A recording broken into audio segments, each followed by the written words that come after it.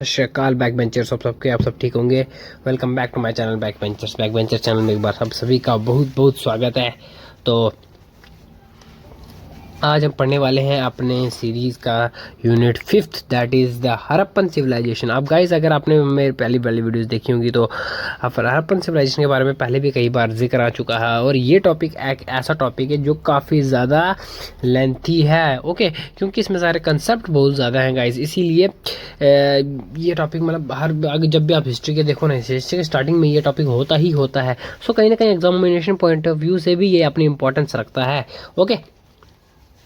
इसको हम लाइटली नहीं ले सकते हैं। और अगर हम बात करें BHIC 131 की, तो इस बुक में ये हड़प्पन सिविलाइजेशन को लेके 2 चैप्टर बताए गए हैं, ठीक है,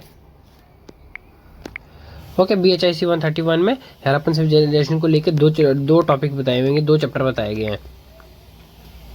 सो फर्स्ट वाले चैप्टर में तो हड़प्पन सिविलाइजेशन के बारे में नॉलेज, नॉर्मल नॉलेज और उसके बारे में थोड़ी सी इन्फॉर्मेशन है। सेकंड, उसके जो साइट्स है, सेकंड जो चैप्टर है उसमें उसके साइट्स के बारे में बताया गया, उसमें मटेरियल क्या क्या मिला हुआ है, ओके, उनके बारे में डिस्कस किया गया। सो ये हमारा फर्स्ट चैप्टर है हड़प्पन सिविलाइजेशन के बारे में। टोटल बुक का 5th चैप्टर है और वैसे फर्स्ट है, ओके। हड़प्पन सिविलाइजेशन के बारे में फर्स्ट है अभी एक, और इसके बाद नेक्स्ट 6th चैप्टर भी होने वाला है, वही हड़प्पन सिविलाइजेशन में ही बेस्ड है, ओके। सो ये तो रहा इंट्रोडक्शन। होप सब कि आपने पुरानी वाली वीडियोस देखी होंगी और आपको कुछ ना कुछ नया समझाया होगा आपको। जैसे कि हमको पता है कि directly examination point of view के हिसाब से उठाते हैं, क्योंकि ऑब्वियसली हम जानते हैं कि जैसे जैसे हमारा लेवल बढ़ता जाता है, हमारी क्लासेस बढ़ती जाती है, तो जो सब्जेक्ट की नॉलेज वो काफ़ी ज़्यादा डीप होती जाती है, जो सब्जेक्ट का जो कंटेंट है वो काफ़ी ज़्यादा डीप हो जाता है, बट और उसके हिसाब से जो बच्चे वो काफ़ी बोर फील करते हैं। इसलिए मेरी कोशिश रहती है as a student of IGNOU, as a senior, मैं आपको डायरेक्टली बताऊं, ताकि एग्जामिनेशन पॉइंट ऑफ से आपकी हेल्प हो सके, ओके। और आप मेन हाईलाइटेड पॉइंट्स को ही ज़्यादा रिविजन कर सकें। तो एक बार इसका स्ट्रक्चर देख लेते हैं। सबसे पहले हम क्या क्या पढ़ने वाले हैं इसमें, ओके। सो सबसे पहले an old city is discovered, ये इतना इंपॉर्टेंट नहीं है इसलिए इसके लिए हम इसको स्किप करेंगे। सेकंड जो मतलब एज ऑफ हड़प्पन सिविलाइजेशन, ये हम पढ़ेंगे। Why is it called Harappan civilisation, why it is called the Harappan civilisation, इसको हड़प्पन सिविलाइजेशन क्यों कहा जाता था, क्योंकि ओबियसली ये रावी नदी के किनारे थे और वहाँ पर एक विलेज था जाके जिसका नाम था हड़प्पा। सो उसके बेसिस पे, ठीक है, ये तो मैंने ऐसे आपको ये बता दिया, लेकिन उधर जाके हम डीप में जाके पढ़ेंगे आगे जाके, ओके, ये पढ़ेंगे। उसके बाद ये जियोग्राफिकल फीचर्स, ये काफ़ी इंपॉर्टेंट है। उसके बाद origin of agriculture and settled villages. So कहीं ना कहीं यही इन टॉपिक से क्वेश्चन बन सकता है, बट मेन अगर हम बात करें हड़प्पन सिविलाइजेशन की, तो इस टॉपिक से, दैट इज 5.10, इस टॉपिक से क्वेश्चन बनता है, डिक्लाइन ऑफ हड़प्पन सिविलाइजेशन। और 5.11 sudden theories of sudden decline, ये भी हम आगे जाके पढ़ेंगे। उसके बाद हम अर्ली हड़प्पन पीरियड पढ़ेंगे, जिसमें कि हम इन सभी के बारे में पढ़ेंगे, क्योंकि इन सब के बारे में कहीं कहीं आता रहता है। जैसे हम बात करो क्वेटा वैली की, या फिर इंडस एरिया की, या फिर पंजाब भालपुर एरिया, कालीबांगन की, तो इन पे नोट्स आते हैं, तो आपने इस टॉपिक को सीरियसली लेना है, ओके। उसके बाद हम पढ़ेंगे emergence of Harappan civilisation, decline of Harappan civilisation, archaeological evidence के हिसाब से क्या क्या आर्कोलॉजिकल एविडेंस मिले थे, ओके। उसके बाद हम पढ़ेंगे सडन थ्योरीज, जो कुछ को माना था कि अर्थक्वेक या फ्लड आया था, या फिर वो कुछ बोलते हैं कि कुछ ऑथर बोलते थे शिफ्टिंग अवे ऑफ इंडिया, वो वहीं से चले गए, ठीक है। और कुछ बोलते थे कि बारबेनियन इन्वेजन हुई थी। मैंने आपको पहले भी बड़ी बार बताया कि हर ऑथर के हिसाब से हर ऑथर का अलग अलग पॉइंट ऑफ व्यू होता है, ओके। उसके बाद हम theory of gradual decline, that is ecological balance पढ़ेंगे, ओके। तो काफ़ी लंबा टॉपिक है, देख सकते हो गाइस, पर इसको हम शॉर्ट करने की कोशिश करेंगे, ओके। और लास्ट पे हम देखेंगे ये वाला topic, what survives the Harappan civilisation, ठीक है। तो ये नॉर्मल इंट्रोडक्शन था, चलते हैं अपने टॉपिक की ओर, ओके गाइस। तो हम सबसे पहले ये वाला टॉपिक पढ़ लेते हैं, but examination point of view से ये बिल्कुल मतलब इधर से क्वेश्चन बनने के चांस ही नहीं है, फिर भी हम अपनी नॉलेज के लिए एक बार इस टॉपिक को पढ़ लेते हैं, ओके।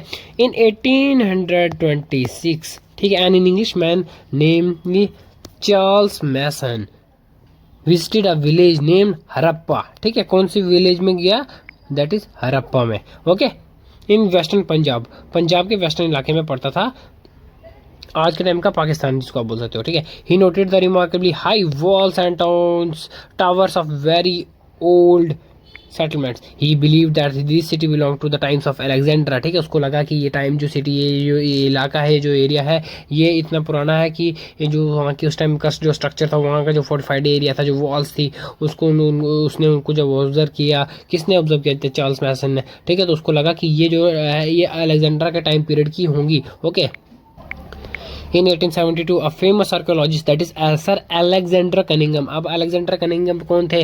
ओके, सो अगर हम बात करें तो अलेक्जेंडर कनिंगम जो थे आर्कियोलॉजिकल डिपार्टमेंट ऑफ इंडिया के सबसे फर्स्ट चेयरपर्सन थे, ठीक है, हेड थे।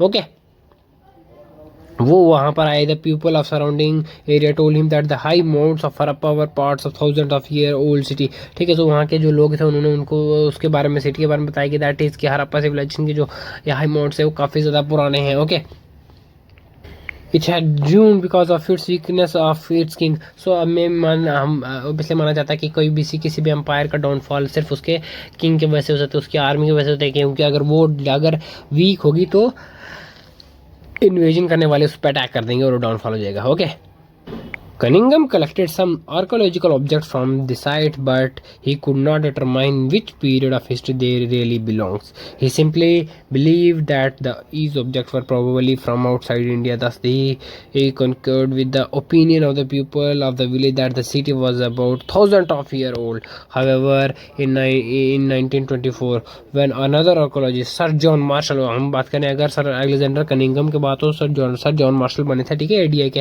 हेड। Okay.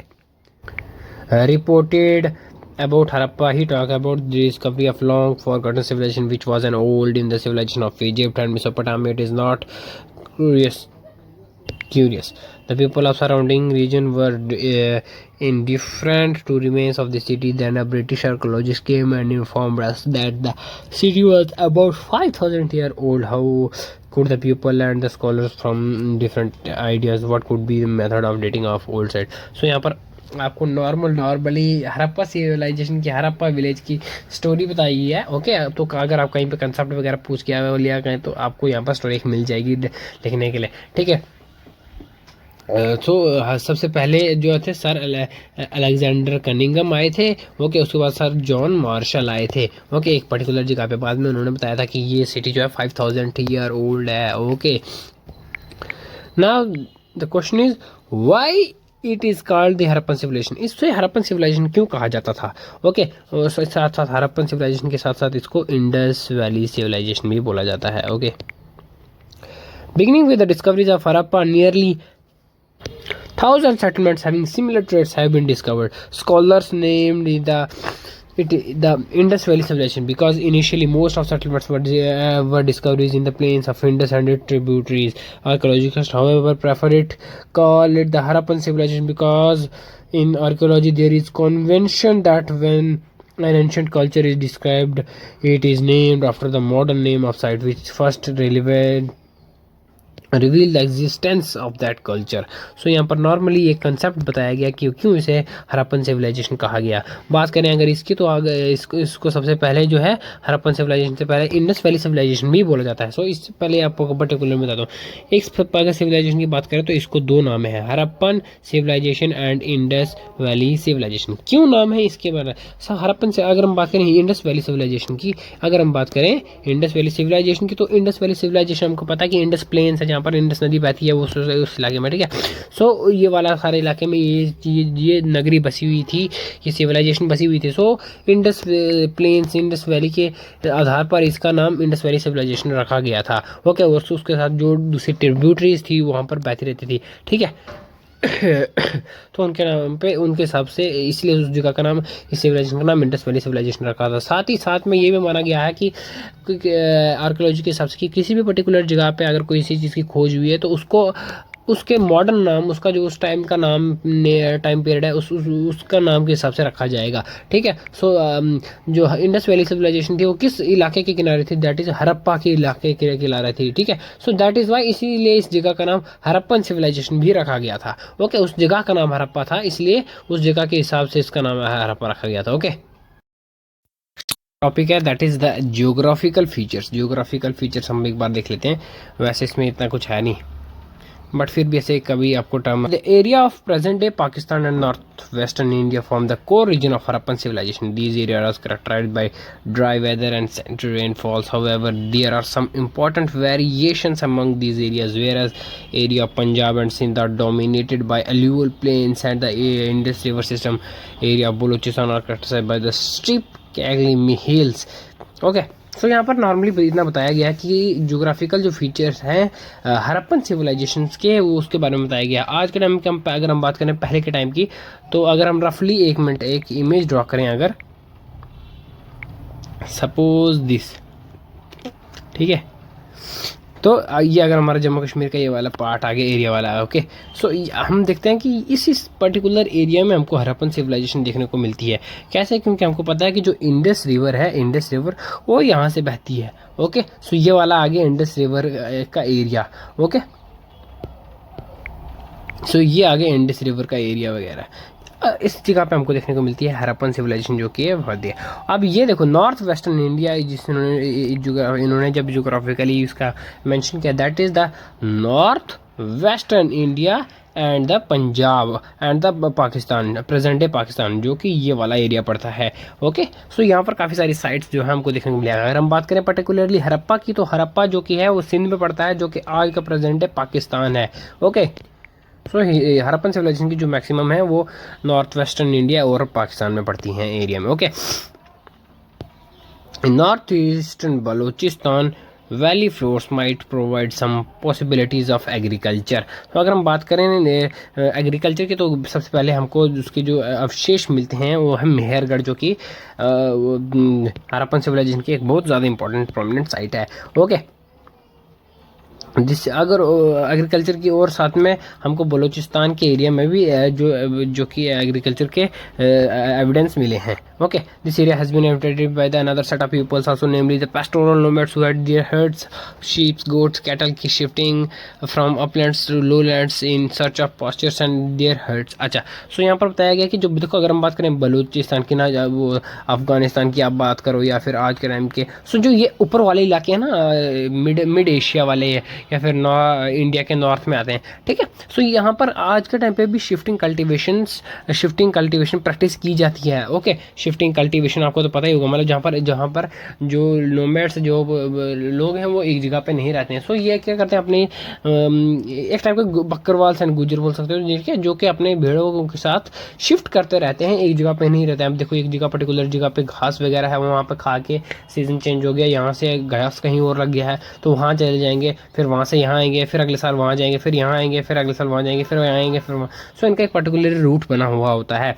ओके, सो बात करें अगर हम इस एरिया पर्टिकुलर एरिया की, तो यहाँ के लोग जो है पेस्टोरल नोमैड्स होते थे। Okay, these hilly regions are fractured by many passes like those of Khyber, Gomal and Bolan। सो देखो खैबर, गोमल एंड बोलन, सो गाइज ये तीनों पास बहुत ज़्यादा इंपॉर्टेंट है एग्जामिनेशन पॉइंट ऑफ व्यू से। एमसीक्यूज में बड़े ज़्यादा पूछे जाते हैं तीनों पासेस के नाम, तो ये कंफ्यूज करते हैं, लेकिन आपने याद रखना है। ओके, यहीं पर बता रहा हूँ मैं। ओके,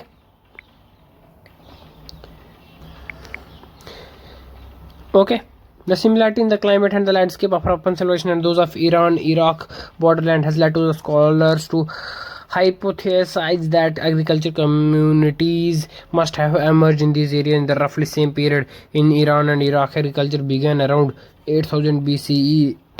सो कहीं ना कहीं इन्होंने हरप्पन सिविलाइजेशन को जो है ईरान, इराक, मेसोपोटामिया, इजिप्ट, सो इन सिविलाइजेशन के साथ कंपेयर किया गया है, क्योंकि ऑब्वियसली हम जो यहाँ के देख लेते हैं, क्योंकि ये इलाके बहुत ज़्यादा पास पड़ते हैं। जैसे यहाँ पर हरप्पन सिविलाइजेशन हो गया, वह इधर पर ईरान इराक आ गया, ठीक है, क्योंकि सारे कहीं ना कहीं इजिप्ट भी आ जाता है यहाँ पर। तो कहीं ना कहीं जो क्लाइमेटिक कंडीशंस थी वो भी कहीं ना कहीं मतलब लगभग सेम ही थी। सो दैट्स वाई ये स्कॉलर्स ने ये हाइपोथेसाइज किया कि मतलब यहाँ की जो क्रॉप के जो एविडेंस मिले वो मतलब सेम ही होंगे दोनों अलग अलग इन जगहों पे। ठीक है, सो एग्रीकल्चर की जो बात की गई है यहाँ पर 8000 BC टाइम पीरियड की बात की गई है। ओके, अच्छा, आप एग्जामिनेशन नहीं, लेकिन बस ऐसे ओवरऑल पॉइंट ऑफ व्यू से ये काफ़ी इंपॉर्टेंट टॉपिक है। That is origin of agriculture and the settled villages. किस तरह से जो चरवाहे हैं, किस तरह जो शिफ्टिंग कल्टीवेटर्स थे, शिफ्टिंग कल्टीवेटर्स जो एक जगह से दूसरी जगह पे हमेशा चलते रहते थे, ठीक है, वो किस तरह से उनकी जो लाइफ में सेटलमेंट आई, किस तरह से वो एक जगह पे उन्होंने रहन सहन स्टार्ट किया, किस जगह से वो क्लाइमेट से मतलब जूझे क्लाइमेट से वो उन्होंने सीखा और वो उन्होंने एक जगह पे अपनी लाइफ को सेटल कर दिया। राइट, आपको पता है कि वो क्योंकि वो हमेशा यहाँ शिफ्ट करते रहते हैं, हमेशा मूव रहते थे। ओके, सो यहाँ पर देखो एमसीक्यूज भी बनते हैं, मैं आपको उधर ही बता दूंगा। The earliest evidence of emergence of agriculture communities come from a place called Mehrgarh. मैंने आपको पहले बताया था। ओके, इंपॉर्टेंट है, near the Bolan pass in the Baluchistan province of Pakistan. देखो यहाँ पर 3 एमसीक्यूज आते हैं। सबसे पहले कौन सा प्लेस है जहाँ पर अर्लीस्ट एविडेंस ऑफ एग्रीकल्चर मिले हैं? मेहरगढ़। मेहरगढ़, और अगर बोलेंगे मेहरगढ़ या फिर एग्रीकल्चर कौन से पास में मिले हैं, दैट इज बोलन पास। कौन सी जगह पे है? बलूचिस्तान, आज का नाम का पाकिस्तान। ठीक है, एक एक मैंने आपको बता दिया है। Beginning as a seasonal camp, the place turn into a settled village in 5th millennium BCE. People at this place were growing wheat, barley, cotton, and dates, and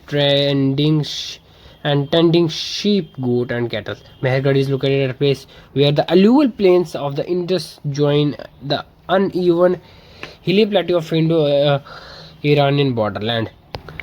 सो काफ़ी सारे जो क्रॉप्स थी उसकी यहाँ पर कल्टीवेशन होना स्टार्ट हुई। Okay, 5 million के आसपास यहाँ पर जो सेटल्ड विलेज लाइफ है वो होना स्टार्ट होगी। ठीक है, और यहाँ पर इन्होंने यहाँ पर सिविलाइजेशन की जो बॉर्डर लैंड है वो कहीं ना कहीं इंडो ईरानियन के साथ मिलाया हुआ है। Okay, people of Mehrgarh lived in mud houses which could sometimes have 5 to 6 rooms. ठीक है, जो वहाँ के जो लोग हैं वो मड हाउस में रहते थे, जिसमें एक टाइम पे कम से कम 5 से 6 रूम होते थे। ओके, सो काफ़ी अच्छा है उनका आर्किटेक्चर था। Okay, by the middle of 3rd millennium BCE many small and large villages had sprung up around the Indus, Baluchistan and Afghanistan area. The better known settlement among them is किली गुल मोहम्मद इन Balochistan and मुंदिगाक इन अफगानिस्तान। ये देखो, ये 2 नाम बड़े tricky हैं, याद रखना। Okay, in Indus flood plains villages like Jalilpur near Harappa had come into existence once these agriculture learned to exploit their highly fertile floodplains of Indus were sudden expansive size and the village. These agriculture gradually learned to exploit the Indus plain and control the flooding of Indus. Richer returns per acre resulted in large surplus. This led to the increase in the number of settlements in the Sindh, Rajasthan, Balochistan and other area. They also managed to exploit stone quarries and mines useful for them. The indication of existence of pastoral nomadic communities in the period in the form of seasonal settlements. The interaction with these groups seems to have helped agriculture exploit resources from the areas they covered during their travel. All these led to the development of small towns. Okay, the period of this new development is called early Harappan period because of certain uniformities found all over there. So यहाँ पर बताया गया कि किस तरह से जो है, मैंने आपको पहले बताया कि शिफ्टिंग कल्टीवेटर के जो यहाँ वहाँ जो जाते रहते थे उससे उनकी सेटल्ड लाइफ किस तरह से बनी है। ओके, 5th century के टाइम पे 5th millennium BCE के टाइम पीरियड के टाइम पे उनकी जो लाइफ है वो सेटलमेंट का ही। उसके बाद उन्होंने क्रॉप्स वगैरह उगानी स्टार्ट कर दी। ठीक है, जो लोग थे उन्होंने एक जगह पे आके रहना स्टार्ट कर दिया। ओके, अलग अलग जगहों के जो सेटल विलेजेस थे, अलग अलग जगहों के वो अलग अलग नाम थे, जैसे कि मैंने आपको पहले बता दिया हुआ है। ओके, जिसमें को इंडिया में भी थे। सो पहले तो बाहर से, बाकी इंडिया में जो है वो इंडस प्लेन्स में जो थे वो थे जालीपुर। ओके, बस आपको इसमें इतना ही पूछेगा और कुछ नहीं पूछने वाला है। सो ये MCQs मैंने आपको चलते चलते बता दिए थे। आई होप कि आप सबको पता ही होगा। ओके, नहीं भी पता हो तो कोई बात नहीं, ऐसे परेशान होने की ज़रूरत नहीं है। ओके, तो हम जाके लास्ट में देख लेंगे। सो क्वेटा वैली पे क्वेश्चन आया हुआ है, इसलिए हम इसको एक बार देखेंगे। तो द साउथ ईस्ट ऑफ मुंदेगे की इज क्वेटा वैली। ठीक है, साउथ ईस्ट। ठीक है, here is an place called Damb Sadaat, large house having brick wall belonging to the beginning of 3rd millennium BC have been discovered. Varieties of painted pottery similar to those of Mandingik have also been found. These peoples were using clay seals and copper objects. Also, these discovery indicate the presence of prosperous community which had saved its food problem and established trading contacts with the regions far away. Similarly, from the surrounding areas, there are reports of distinct art and poetry tradition. In the place called Rana Gundai, people were using finely made painted pottery with frieze of humped bull in black. The pottery showed distinct parallels with those of Quetta Valley. Another executed site, Periano Ghundai has yielded female figurine of distinctive type. So Quetta valley की बात की है, normally इसकी location की बात की है. Okay, उसमें एक दो जगहें बता गई है, दैट इज़ द दम सदात और राना गुंदाई, परियानो गुंदाई. ठीक है, सो इन जगहों पे ये बताया गया कि जो पोट्रीज है वो मिली हैं. ओके, अलग अलग जगह पे. और ये भी देखने को मिला कि यहाँ पे जो पोट्रीज थी वो जो काफ़ी क्ले के बनाते थे. ओके, और कॉपर के ऑब्जेक्ट बताते हैं. और इसे ये भी पता लगता है जो यहाँ पे जो सोसाइटी यहाँ की जो कम्युनिटी थी काफ़ी प्रॉस्पेरस थी. ओके, उन पेंटिंग्स से पता लग जाता है हमको. ओके, इंडियन साइड की बात करें तो गाइस मेहरगढ़ पर जो है डायरेक्टली क्वेश्चन आता है, तो एक बार मेहरगढ़ को भी देख लेते हैं. Earlier we talked about the site of Mehergarh. In this period preceded Harappan urbanization. The people of Mehergarh had established a prosperous township. They are used to make various kinds of beds of stone. Lapis lazuli, one of the precious stone used by them in the found in Badakhshan region of Central Asia. कौन सी lapis lazuli? तो ये देखो यहाँ पर question बनता है. Okay, many seals and seals have been reported. Seals are used as a mark of authority in the situations of interpersonal exchange. Mehergarh seals were probably used by merchants for guaranteeing the quality of goods that were being sent far away lands. ठीक है, जो बाहर के मेहरगढ़ से बाहर के type पे trading की जाती थी. Similarity in the design of trees, terracotta figurines and objects of copper and stone indicate that the people in close contact with the neighbouring towns of Iran. मैंने आपको पहले बताया था कि ठीक है, यहाँ की जो सिविलाइजेशन की जो ट्रेडिंग थी वो काफ़ी बाहर के साथ लोगों के साथ भी थी. However most of pottery used by the people of Mehrgarh was similar to the ones used in the neighboring settlements of Damsadat, the Quetta Valley. Similarly, large number of female terracotta figurines are also found, which are very similar to the ones found in Zob Valley. These parallel indicates the close interaction among surrounding communities. तो यहाँ एक बता रहा है कि जो ये sites के जो एक साइड पे कोई पर्टिकुलर चीज़ है वो दूसरी साइड पे मिल रहा है, तो इससे पता लग रहा है कि इनके बीच के ट्रेडिंग रिलेशंस थे. ओके, एक बार कालीबंगन के बारे में पढ़ लेते हैं. The site of Kalibangan in north Rajasthan has also yielded evidence of early Harappan period. People live in the house of mud bricks and the standard brick size. They had rampart around the settlement. The pottery used by them was different in shape and design from the that of areas other. ठीक है, तो यहाँ पर जो pottery थे वो काफ़ी अलग थी दूसरों से. However, some of pottery was similar to that of Côte d'Ivoire. A few varieties of potteries like the offering stand continue to be used during the urban phase. A remarkable find was that of plowed field surface. तो यहाँ पर मतलब हल जोती हुई जगह पे मिलती हैं. ठीक है, एक पर्टिकुलर खेत जहाँ पर हल जोतते हैं, ठीक है, वो भी मिली है यहाँ पर. These proves that even at the stage of cultivation already knew about the plow. In more primitive situations, the farmers either simply broadcast the seeds or used of digging the fields. With plow, one can dig deeper using much less energy. That is why it is considered an advanced tool of cultivation having potential increase. तो यहाँ पर जो काफ़ी है cultivation के जो है वो एविडेंस मिलते हैं. ओके, हाल तो आपको पता ही होगा. ठीक है, सो जिससे खेत जोते जाते हैं तो उससे मदद होती थी डीपर गहरा खोदने में, ताकि जो है जो बीज है वो धरती के काफ़ी अंदर जाए और जो कि है अच्छा सा फसल हो. So next that is the decline of Harappan civilisation. किस तरह से हड़प्पन सिविलाइजेशन जो इतनी बड़ी सभ्यता थी उसका किस तरह से डिक्लाइन हुआ. देखो गाइस, हर एक मैंने आपको पहले बताया कि हर थ्योरेटिकली हर एक इंसान के हिसाब से अलग अलग पॉइंट है. सो लेट्स चेक कर लेते हैं, देखते हैं. So cities like Harappa, Mohenjo-daro, Kalibangan experienced gradual decline in the urban planning and the construction. House made of old, dilapidated bricks and the shabby construction included upon the roads and street stone.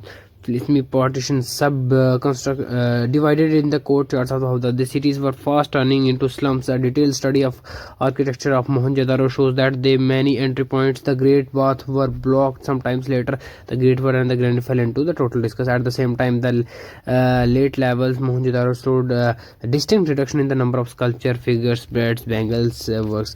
Toward the end of the city, Mohenjo-daro shrank into the small settlements of 3 hectares from the original 185 hectares. तो देख रहे हो यहाँ पर आपको जो सबसे पहले जो मोहनजोदारो था ऑब्वियसली किसके लिए जाना जाता है, that is the great bath. उसको देखो कहीं से जो उसका जो ग्रेट बाथ था उसके जो एंट्रेंस था वो काफ़ी ज़्यादा ब्लॉक हो गया था, राइट। जो हड़प्पा सिविलाइजेशन थी, जो हड़प्पा एरिया था, जो कालीबंगन जैसे एरिया थे, इनमें ग्रेजुअली काफ़ी जो है डिक्लाइन होना स्टार्ट हो गया था। ओके, तो जो हड़प्पा मोहनजोदारो की जो हम देखते हैं स्टार्टिंग में इनिशियली में उसका जो एरिया होता है काफ़ी ज़्यादा 185 हेक्टर से होता है, ठीक है। सो वो काफ़ी ज़्यादा डाउनफॉल हो जाता है, डिग्रेड हो जाता है, काफ़ी ज़्यादा कम हो जाता है, ठीक है, शैंक हो जाता है। कहीं ना कहीं मुझे लगता है ये बाहर से इन्वेजन हुई होगी तभी ऐसा हो सकता है। ओके, ये देखो जो मैंने आपको बोलता before its abundant Harappan seems to have been witness the arrival of group of people about whom they know through the various practices they were using pottery which different from those of Harappans their culture known as cemetery H culture. देखो ये देखो symmetry H culture guys, तो ये important है काफ़ी ज़्यादा और ये पूछा भी गया है काफ़ी बार, ठीक है। तो इसको आप याद रखोगे, that is the symmetry H culture जो था वो बाहर से इन्वेजन जो थे हरप्पन सिविलाइजेशन में उनका था, ठीक है। The process of decline were evidence is also like Kalibangan and Hundro. We find the buildings associated with the power and ideology with decaying and goods related to displaying the prestige and the splendor were becoming increasingly scarce. Later on, cities like Harappan, Mohenjo-daro were abandoned altogether. तो यहाँ पर बताया गया कि किस तरह से जो हरप्पन और जो मोहनजोदारो कालीबंगन जो सारी सिटीज़ थी पहले ज़्यादा काफ़ी ज़्यादा डेवलप थी, काफ़ी ज़्यादा ऑब्वियसली हमको पता है कि इनका काफ़ी टाइम पीरियड था, काफ़ी सेंचुरीज तक इनका जो टाइम पीरियड रहा है ये फली फूली हैं। बट जब बाहर से कुछ लोगों का इन्वेजन हुआ जिनका माना जाता है दैट इज़ द आर्यंस, ठीक है, जो कहाँ से आर्यंस जो कि कहाँ से माइग्रेट हुए थे, that is from central Asia आप बोल सकते हो, ठीक है। सो इस जगह पे माइग्रेट हुए थे वो क्योंकि हमको देखते हैं कि जब हरप्पन सिविलाइजेशन जो पूरी तरह से डाउनफॉल हो गई थी उनके बाद जो वहाँ पर जो पोर्ट्रीज वगैरह मिली थी वो कम्प्लीटली अलग थे हरप्पन सिविलाइजेशन से। सो जिससे पता लगता है कि भाई नहीं अब एक लेट कर लो, एक पर्टिकुलर किंगडम है, ठीक है, एक पर्टिकुलर किंगडम है, एक हिंदू राष्ट्र है, ठीक है, हम जैसे कि मान करते हैं एंशिएंट इंडिया की। उसके बाद जब बाहर से इन्वेजन हुई थी दूसरे ट्रैवलर्स की, जो दूसरे रूलर्स की, ठीक है, जैसे कि मुस्लिम रूल क्या एस्टेब्लिशमेंट होगी इंडिया में। सो जो हमारा जो पहले का कल्चर था उसको ट्रांसफॉर्म कर दिया गया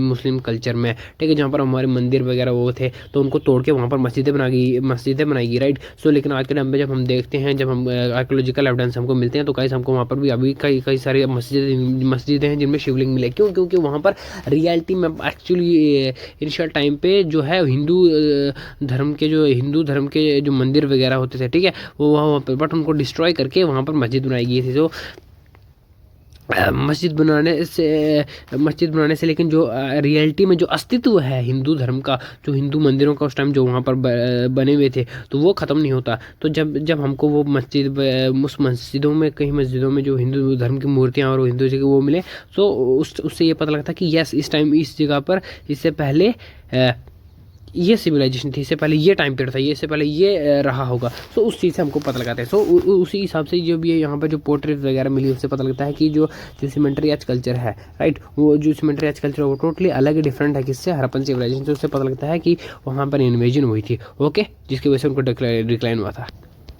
now the outlying regions of Harappan civilization, that is the area of Gujarat, Rajasthan and Punjab, people continue to live but life has changed for them. Some of important features associated with the Harappan civilization, writing, uniform weights, Harappan poetry and the architecture style has displayed. तो अगर आपने देखो guys तो आप जाके हमारी Lucent की जो जी के सीरीज़ है वो ज़रूर देख लेना गाइस, इसमें इसके रिलेटेड काफ़ी है। तो मैं बताऊँ अगर हरप्पन सिविलाइजेशन की बात करें तो ये कौन सा टाइम पीरियड है, that is proto historic time period है जिसमें कि स्क्रिप्ट की इन्वेंशन हो गई थी, राइटिंग स्क्रिप्ट की इन्वेंशन हो गई बट उसको पढ़ा नहीं जा सका है, ठीक है। सो हड़प्पन सिविलाइजेशन की बात कर रहे हैं, जो हड़प्पन सिविलाइजेशन के जो एरियाज थे वो जो हड़प्पन सिविलाइजेशन से बाहर थे, बात करते हैं जैसे कि आ गया आपका गुजरात आ गया, राजस्थान आ गया, पंजाब आ गई, इन इलाकों में जो पीपल्स थे, जो लोग थे वो रहे, ठीक है, continue they use to live continue, but उनके जो लाइफ स्टाइल उसमें चेंजेस आना स्टार्ट हो गया, क्योंकि ऑब्वियसली कहीं ना कहीं जब मैंने देखा ना कि टाइम के साथ हम चेंज हो जाते हैं, पहले किस तरह से था उस तरह से थे। अगर हम बात करो पहले के टाइम के, तो जो स्टोन एज के टाइम के, तो वहाँ पर वो शिफ्टिंग कल्टिवेटर था बोल सकते हो, या फिर शिफ्टिंग कल्टिवेटर की तरह से रहते थे, एक जगह से दूसरी जगह, एक जगह से तो फिर बाद में हड़प्पन सिविलाइजेशन आई, फिर सेटलमेंट ऑफ लाइफ आई, ठीक है, एक जगह पर उन्होंने रहना स्टार्ट किया, बसना स्टार्ट कर दिया, कल्टिवेशन करना स्टार्ट हो गया, एग्रीकल्चर स्टार्ट करना, उसी के हिसाब से जब हड़प्पन सिविलाइजेशन डिक्लाइन हुई गाइज, तो उसमें उन बाद में जो और इलाके हैं उनके लाइफ में भी चेंजेस आना स्टार्ट हो गया, ठीक है। तो the abandonment of the cities of Indus is roughly dated to about 800 BC. This date is supported by the fact that Mesopotamian literature supports referring to Meluha cities remains Meluha by the end of 1900 BC. However, even now the chronology of the end of Harappan civilization remains tentative. We do not say yet now whether major settlements were abandoned on one of this. At one on the same or the different periods. What is certain, however, in the fact that abandonment of the major cities and the deurbanization of the other settlements indicates that the decline of Harappan civilization. अच्छा, सो यहाँ पर बताया गया है time period. जब हम बात करते हैं हड़प्पन सिविलाइजेशन की, तो हमने हर जगह पे बस टाइम पीरियड दे ही देते हैं किसी भी चीज़ के। अगर आप किसी भी रूलर की बात करो, उसका टाइम पीरियड यहाँ से यहाँ, यहाँ से यहाँ, यहाँ से। तो जब हम हड़प्पन सिविलाइजेशन की बात करते हैं, तो अप्रॉक्सीमेटली गाइज, अप्रॉक्सीमेटली हम 2500 BC टू 18 या आप 750 BC तक का टाइम पीरियड लेते हो। सो इसमें कहीं कहीं लोग 1800 भी लेते हैं, कहीं कहीं 1700 भी लेते हैं, कहीं कहीं 1600 भी लेते हैं। बट एक फैक्ट के अनुसार दैट इज कि इसका जो डिक्लाइन का पीरियड था इंडस वैली सिविलाइजेशन का, वो 1800 BC था। और मेसोपोटामिया सिविलाइजेशन के अनुसार अगर हम देखा जाए, दैट इज द एक पर्टिकुलर एरिया था, दैट इज द मेलुहा, ठीक है। सो मेलुहा के बारे में मेसोपोटामियन सिविलाइजेशन में, तो मेसोपोटामियन लिटरेचर के में लिखना, मेसोपोटामियन सिविलाइजेशन के अंदर मतलब मेलुहा का जो टाइम, मेलुहा जो एक जगह थी, तो उसके बारे में मिलना बंद हो गया था 1900 BC, जिससे पता लगता है कि दैट इज जो हड़प्पन सिविलाइजेशन का जो डाउनफॉल था वो 1900 BC से स्टार्ट होता है। रखो, लेकिन आप तो कंफ्यूज हो गए। देखो, मेलुहा जो एक जगह है, ठीक है, इसके बारे में रेफर होना, इसके बारे में लिखना, इसके बारे में जानकारी मिलना मेसोपोटामियन सिविलाइजेशन में हमको 1900 BC के बाद नहीं मिलता है। और हमको पता है दैट इज हड़प्पन सिविलाइजेशन के जो काफ़ी ज़्यादा ट्रेड रूट्स के अलावा भी और जो संबंध थे वो मेसोपोटामियन सिविलाइजेशन में अच्छे थे। सो मेसोपोटामियन सिविलाइजेशन में हमको काफ़ी ज़्यादा जानकारी मिलती है हड़प्पन सिविलाइजेशन के बारे में। सो 1900 BC के टाइम पीरियड के बाद में हमको इतनी ज़्यादा जानकारी नहीं मिलती। दैट इज मतलब उसका मतलब है कि 19 के बाद जो है जो हड़प्पन सिविलाइजेशन है काफ़ी ज़्यादा डिक्लाइन हो गया था। ओके, फिर भी इसकी जो क्रोनोलॉजी है उसके ऊपर कभी भी काफ़ी सारा सवाल उठाए जाते हैं कि मतलब एग्जैक्ट डेट हमको नहीं पता। इसके लिए मैंने ल्यूसन में पढ़ा था दैट इज सी हम यूज़ करते हैं, जिसका हमको एग्जैक्ट डेट नहीं पता हो। सो गाइस, ये है site of late Harappan civilisation के। बट देखो, ये इतना सारा एरिया में हड़प्पन सिविलाइजेशन था, तो ये सभी आपको बिल्कुल मतलब नोट होने चाहिए बिल्कुल। Okay, now last but not the least, इस पूरे चैप्टर का सबसे important topic that is the theories of sudden decline. Paper में एग्जामिनेशन पॉइंट ऑफ व्यू से आती ही आता है ये क्वेश्चन, तो गाइस इसको बिल्कुल भी लिटरली हल्के में नहीं लेंगे। ओके, lightly नहीं लेंगे। Scholars have been give different answers to question why did the civilization end. Scholars believing in the dramatic collapse of the civilization have looked for the evidence of calamity of catastrophic proportions which wiped up the urban community. Some of religious theories of decline of civilization are कुछ मैंने बोला ना कि जैसे हर एक इंसान के ऐसा हर एक स्कॉलर का अपनी अपनी थ्योरी है, ठीक है। उनमें से कुछ थ्योरी है that is that it was destroyed by massive flood, ठीक है। सो कुछ स्कॉलर्स हैं जिनका कहना है कि ये बड़े ज़्यादा मैसिव फ्लड्स का, बाढ़ का शिकार हो गई थी ये सिविलाइजेशन, क्योंकि हमको पता है दैट इज हड़प्पन सिविलाइजेशन जो कि है एक नदी के किनारे। कौन सी नदी है कमेंट में बताओ, चलो मैं खुद ही बताता हूँ। दैट इज इंदस नदी, ठीक है। इंदस नदी के किनारे जो है ये सारी सिविलाइजेशन बची थी। तो ये बनाया गया कि मतलब कहीं ज़्यादा फ्लड आया होगा, बहुत ज़्यादा वास्ट लेवल पर, मैसिव लेवल पर बाढ़ आई होगी और ये सारी सिविलाइजेशन जो है डाउनफॉल खत्म हो गई। और सेकंड थ्योरी कौन सी है, क्या वो कहती है second theory, that the decline took place because of the shift in the course of river and the gradual drying up of the Kara river system। देखो ये भी बोला मतलब दैट इज मतलब शिफ्ट हो गई, शिफ्ट रिवर सिस्टम में shift आ गया, दैट इज इस जगह की जो है कहीं यहाँ पर चली गई, यहाँ पर चली गई, और इस जगह पर जो है वो ड्राइनेस मतलब काफ़ी ज़्यादा सूखा पड़ गया, क्योंकि ओबियसली हमारा जो लाइफ टाइम है उनका जो लाइफ स्पैन है वो काफ़ी ज़्यादा इसी पे डिपेंड था। तो ये एक थ्योरी ये कहती है okay okay that the barbarian invader destroyed the cities. ठीक है, मैंने आपको बताया इन्वेजन हुई थी, तो ये कुछ थ्योरीज के अनुसार जो है इन्वेजन हुई थी। That the growing demands of the centre disturb the ecology of the region and the area could not support them any more. ठीक है, जो सेंटर की जो ग्रोइंग डिमांड है वो काफ़ी ज़्यादा बढ़ती जा रही थी, बट जो एरिया था वो बेस काफ़ी ज़्यादा इतना ज़्यादा स्ट्रॉन्ग नहीं था कि उनकी जो डिमांड्स है इकोलॉजिकली वो पूरी कर सकें। सो दैट माई कुछ बोलते हैं इस वजह से डाउनफॉल हुआ। सो काफ़ी सारी थ्योरीज है, आप सबको ये थ्योरीज मोस्ट इंपॉर्टेंट है, याद होनी ही चाहिए as a student of history. And next topic है जो काफ़ी ज़्यादा इंपॉर्टेंट है, आता रहता है, मतलब देखो यहाँ से एमसीक्यूज यहाँ पर बनते हैं कि मतलब किस जगह से क्या मिला था, कौन सी जगह से क्या बचा था, क्योंकि हमको पता है कि जो डिक्लाइन है वो सिविलाइजेशन का हो ही गया है। अब देखते हैं कौन सी जगह से हमको क्या मिला था, क्या बचा था। ठीक है, what survive from the Harappan civilisation.